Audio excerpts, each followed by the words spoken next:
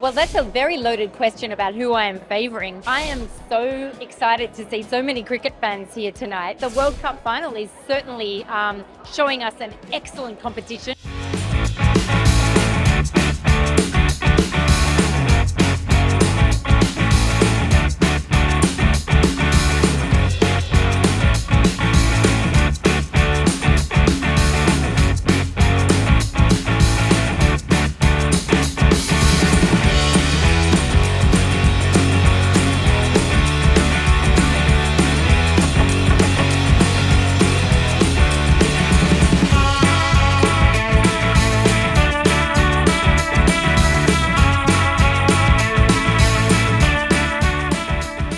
Well, that's a very loaded question about who I am favouring, but what do I think about this match? I am so excited to see so many cricket fans here tonight, and we're really pleased to be hosting this.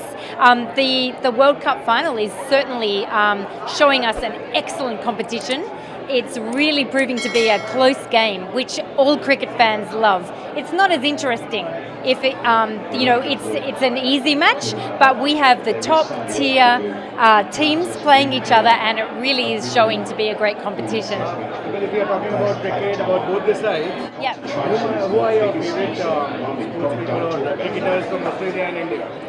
Oh, well, I think that everyone loves Virat Kohli, right? Because he's just an absolute superstar. But there are so many young, talented players coming up through the ranks. And I'm also just tremendously impressed to see how many great women cricketers there are coming up. We were privileged enough to host the Australian team when they were out here in March, and they are just a remarkable team. They really look out for each other, and I really see that in the Indian team too. They are so professional, and I love the way that in finest Australian tradition, they like to give each other a bit of ribbing, but they also really support each other. I think that under the captaincy of Pat Cummins, the team is he's making some excellent calls obviously right now, which is great. I love the bowlers, Stark and Lyons. I think that they're amazing, but there are such great all-rounders as well. So Labuschagne is one of my favourites as well.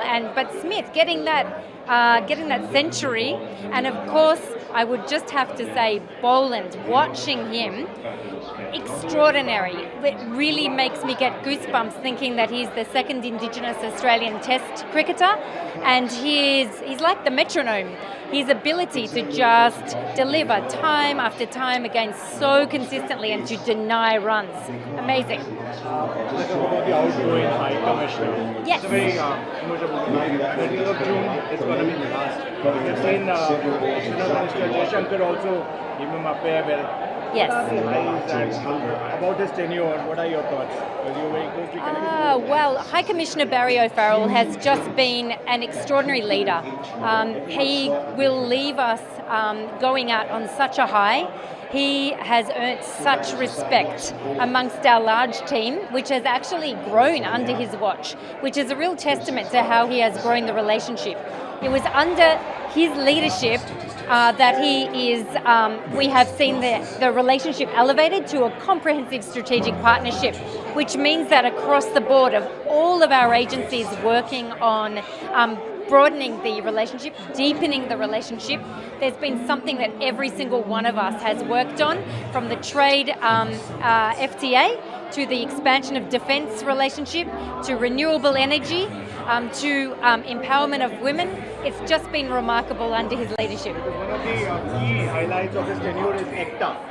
Yes. And what are your thoughts on that, and how do you look at into the future? Well, we feel immensely proud that the government of India chose, of all of the suitors lining up to negotiate a free trade agreement with India, that Australia was the second after the UAE. And it is just such a great result for Indian consumers, because now 96% of Indian goods enter Australia tariff-free, and 86% of Australian goods enter India tariff-free. And this is extraordinary because it's going to result in better outcomes for Indian consumers, and it's going to also really help contribute to Make in India program, because cheaper inputs lead to more efficient and competitive Indian goods. Let's talk about, because you being a diplomat as well. So how do you look at the India relationship at present, and through cricket as well, plus from the diplomatic front? Yes, I have a personal great passion for India. I was here 1993 as a backpacker. And so to see the transformation and to come back is such a privilege. We all here very much believe very strongly in this relationship, and we think that there is so much more that we can do.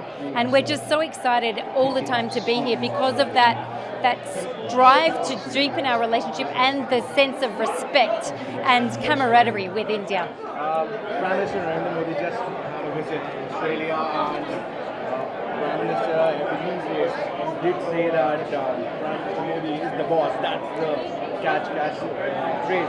Yes. How do you look at the visit? Yes. And the commitment by your Prime Minister? Well, we were at the first part a little disappointed that we weren't able to showcase Sydney through the Quad Summit. But the best thing about it for a diplomat in India is it became India Week. And so we were able to showcase all of the dimensions of the expansion of our relationship. You saw the response that Prime Minister Modi ji engendered amongst the Australian public. It was an opportunity for the Indian Australia diaspora to shine.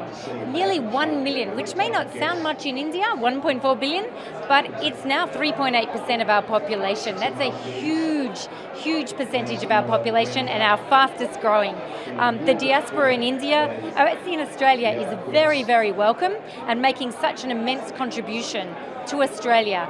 And what I loved most of all was hearing Prime Minister Modi, in response to Prime Minister Albanese referring to him and introducing him as the boss, was hearing Prime Minister Modi saying the best thing about our relationship is its foundation on mutual trust and respect.